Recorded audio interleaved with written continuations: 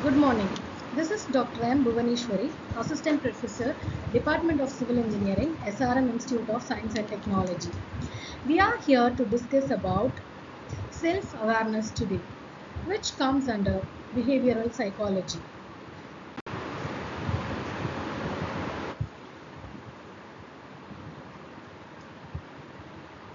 Before we begin, I want you to do something with me.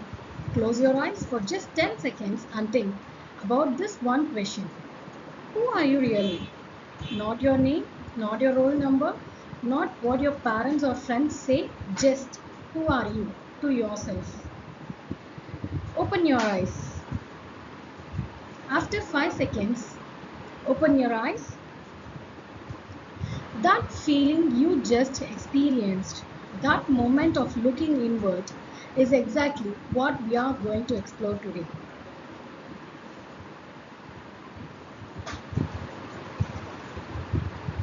Building self-concept. Before we talk about self-awareness, we need to understand the bigger picture.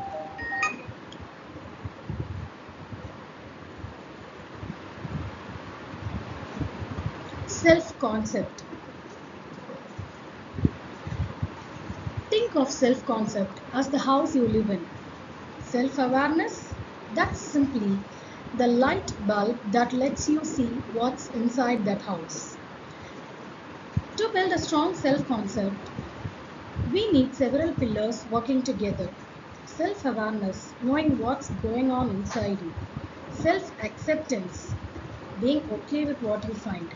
Self-realization, fulfilling your potential. Self-disclosure, revealing your true self to others. Self-recognition, self-monitoring, self-advocacy, and two more concepts we'll dive into later: self-concept clarity and self-concept differentiation. Today, we are laying the foundation, and the foundation stone is self-awareness. What is self-awareness? Here's a simple truth. Our attention is always moving. Sometimes it's outward, the traffic, the lecture, our phones. Sometimes it's inward, our thoughts, our anxiety before an exam, that strange feeling when we know we said the wrong thing. Self-awareness is the ability to turn that inward gaze into understanding. It means you can recognize and label your own feelings, thoughts, and behaviors. You can assess your physical, mental, and emotional states. And you understand that these internal aspects show how interact with the world, how you people interact with the world. Now, psychologists divide self-awareness into two types. Private self-awareness. This is internal.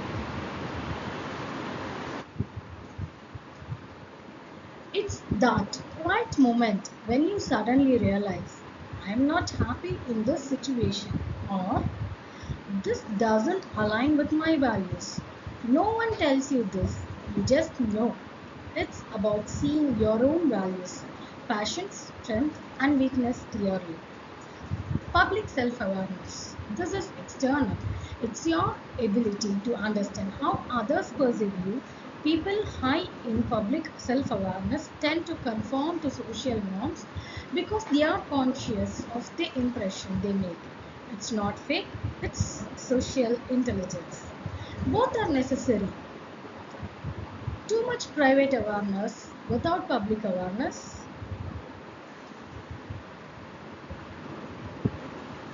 You become isolated. Too much public awareness without private awareness.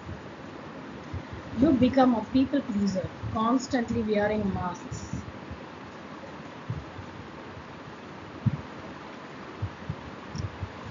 Let me ask you, why bother?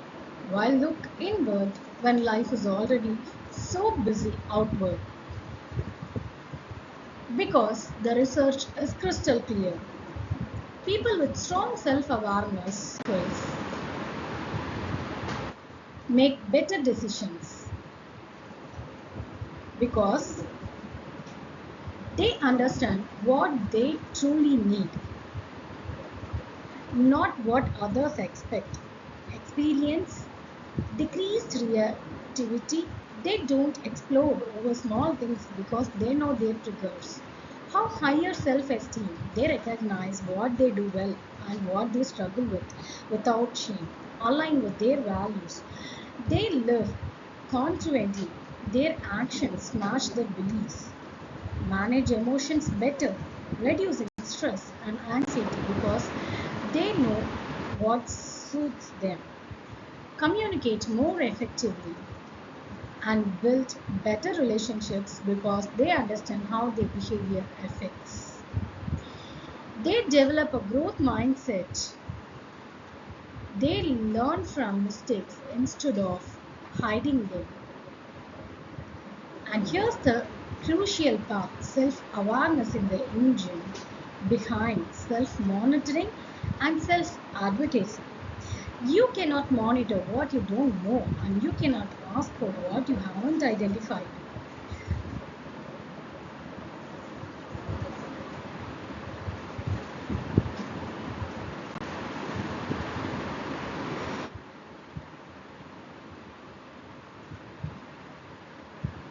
The four awareness archetypes. Let's quickly walk through the building blocks that rests on the self-awareness. Introspectors, they are clear on what they are but don't challenge their own views or search for blind spots by getting feedback from others. This can harm their relationships and limit their success. Aware, they know who they are, what they want to accomplish, and seek out and value others' opinions. This is where leaders begin to fully realize the true benefits of self awareness.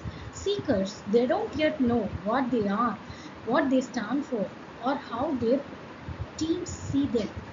As a result, they might feel stuck or frustrated with their performance and relationships. Pleasers, they can be so focused on appearing a certain way to others that they could be overlooking what matters to them. Over time, they tend to make choices that aren't in service of their own success and fulfillment. Self recognition. Self recognition is the starting point. It's the acknowledgement, yes, I am an individual. I am different from others. Until you recognize your own identity, you cannot explore yourself. Self awareness grows from self recognition. Let's move to the next concept, self monitoring. Self monitoring is the skill of tracking yourself. Why do some people finish tasks effortlessly while others struggle? Often it's not intelligence, it's self monitoring. It's that internal check. How is this going? What's working? Should I adjust? It's a series of assessments you make along the way. Self advocacy, the ability to communicate your needs. People who self advocate do better in school, work, and life. Why? Because confidence comes from clarity. When you know what you need, you can ask for it. This creates independence and empowers you to find solutions. Self acceptance. This is the satisfaction with oneself, not ignorance, not arrogance, not resignation. A realistic awareness of your strengths and weakness leading to the feeling that you are of unique worth. It's necessary for good mental health. Self realization. This is the fulfillment of your own potential, growth motivated from within. The willingness to pursue your ideal self not because someone forced you, but because you think it's important. Self disclosure. And finally, self disclosure, revealing your innermost thoughts and feelings. But here's the catch, you can only disclose what you know. That's why self awareness comes first. Research shows that healthy self disclosure leads to self contentment, trust, and positive relationships. And this brings us to the Johari window, a model that maps what we know about ourselves versus what others know. The goal, expand that open area where both you and others see you clearly.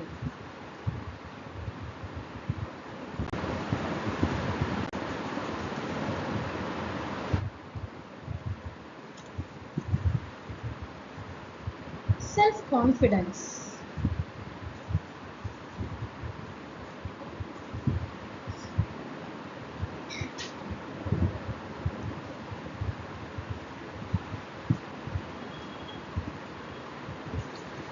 This is believing in yourself to be capable to specific tasks or attitude you hold about your abilities in life. It's a feeling of trust in one's abilities, qualities, and judgment. So, higher self confidence, higher self esteem. How to build your self confidence? Convince yourself of the ability you have. Look in your mirror and make a deal with yourself. Learn your abilities. Believe in yourself. Self concept, clarity, and differentiation.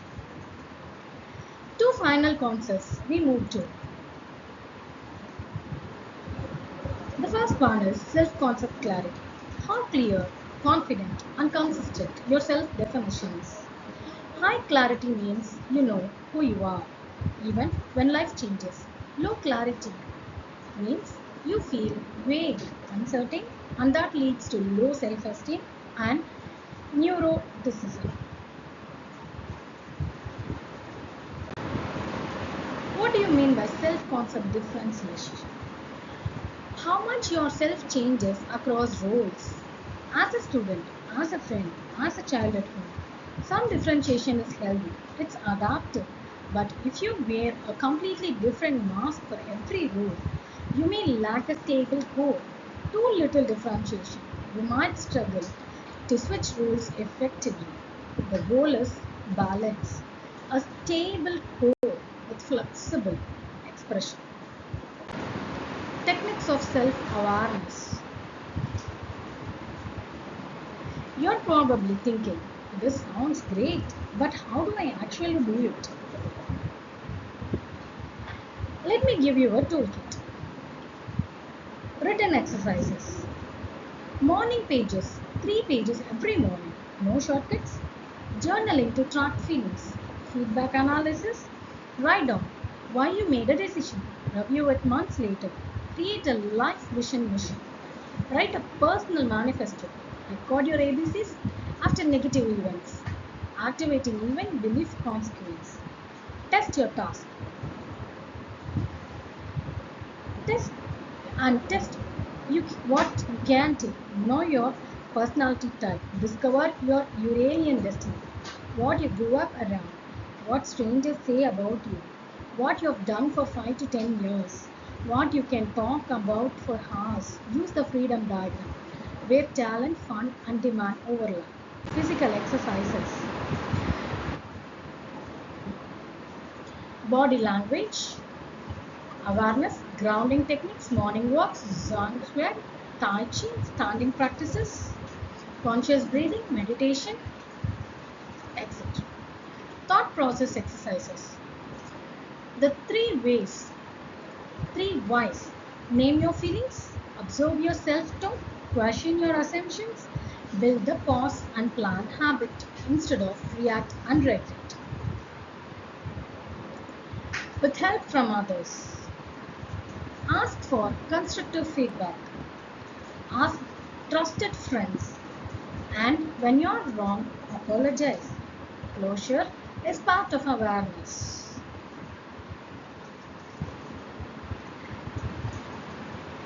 Let me leave you with this.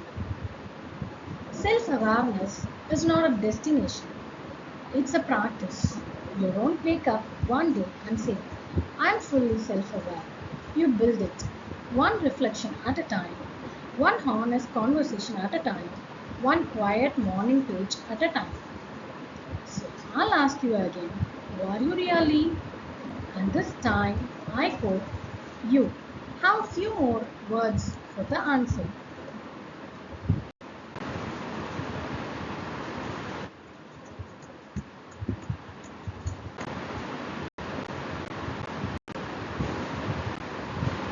So now, let's ask ourselves, who are we? And let you all ask yourself, who are you? And please try to observe your answers and slowly move on to self awareness. Thank you.